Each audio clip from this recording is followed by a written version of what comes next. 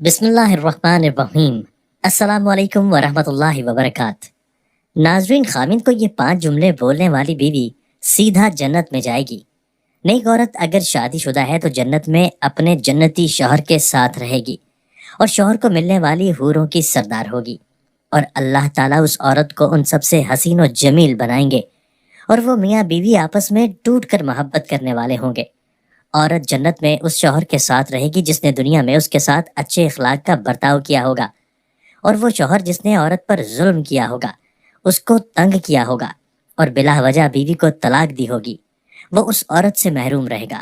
حضرت ام سلمہ رضی اللہ تعالیٰ عنہا کی ایک روایت میں ہے کہ انہوں نے نبی کریم صلی اللہ علیہ وآلہ وسلم سے پوچھا کہ کسی کے 2 شوہر ہوں تو وہ جنت میں کس کے ساتھ رہے گی؟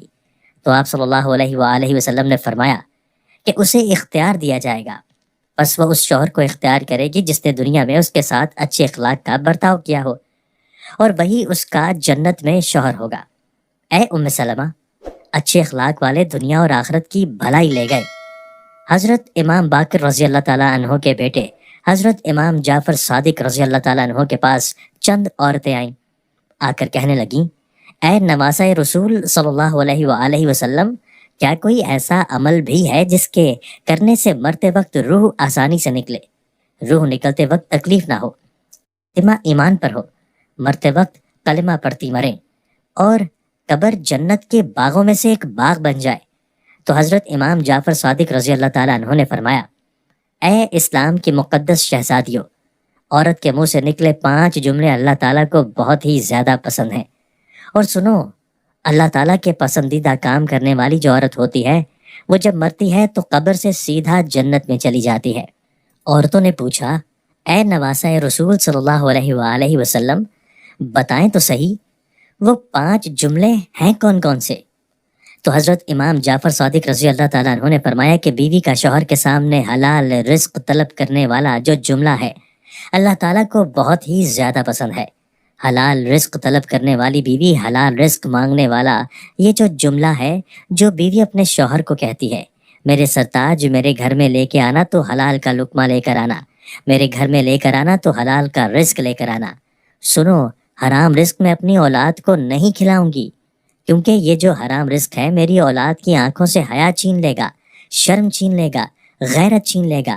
میں اپنی اولاد کو بے حیا نہیں بنانا چاہتی، میں اپنی اولاد کو بے غیرت نہیں بنانا چاہتی۔ میرے گھر میں اگر رزق لے کے آنا تو حلال رزق لے کر آنا۔ ناظرین، ایک واقعہ ملاحظہ فرمائیے۔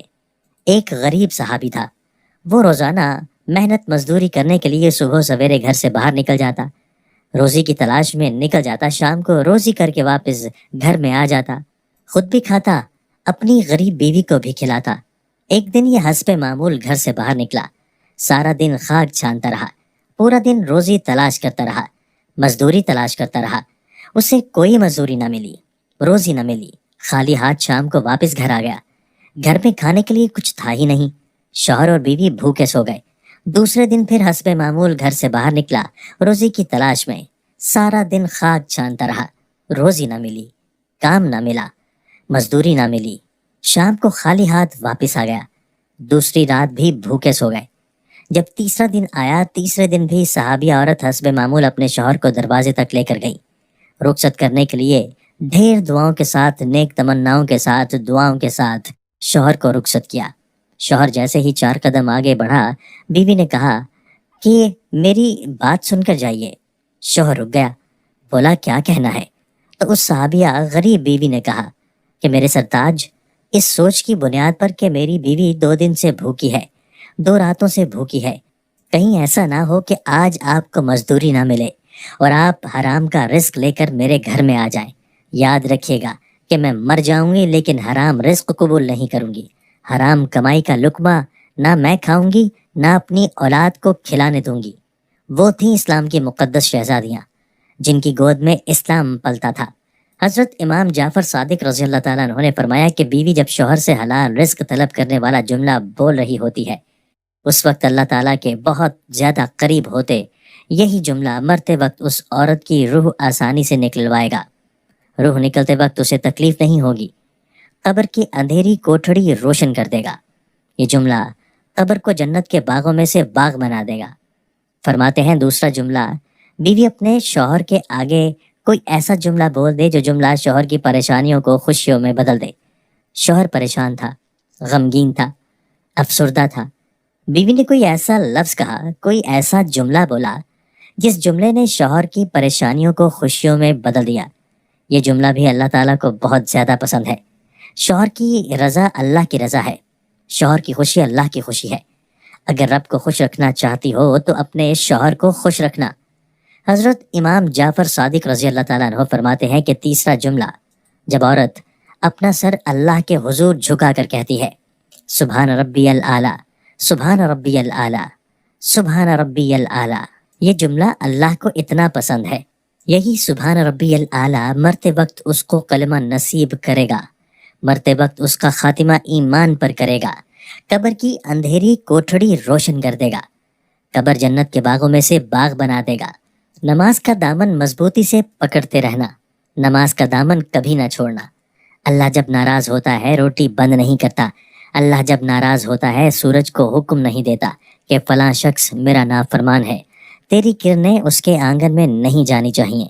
اللہ جب ناراض ہوتا ہے تو سجدوں کی توفیق چھین لیتا ہے۔ فرمایا چوتھا جملہ کہ جو عورت اپنے شوہر کی اجازت کے بغیر کسی غیر مرد سے نہیں ملتی، غیر مرد سے بات نہیں کرتی، اپنے شوہر کو ساتھ لے کر چلنے والی عورت سیدھا جنت میں داخل ہوگی۔ فرمایا نمبر 5، جو عورت اپنے شوہر کا سر فخر سے بلند کرنے والی ہے، ایسی عورت جو اپنے شوہر کو کبھی شکایت کا موقع نہیں دیتی، ہر دم شوہر کو خوش رکھنے والی، ہر موڑ پر شوہر کو سکھ دینے والی عورت، شوہر کی ہر بات کا مثبت جواب دینے والی عورت اور ہر طرح کے حالات میں الحمدللہ کہنے والی عورت سیدھا جنت میں جائے گی۔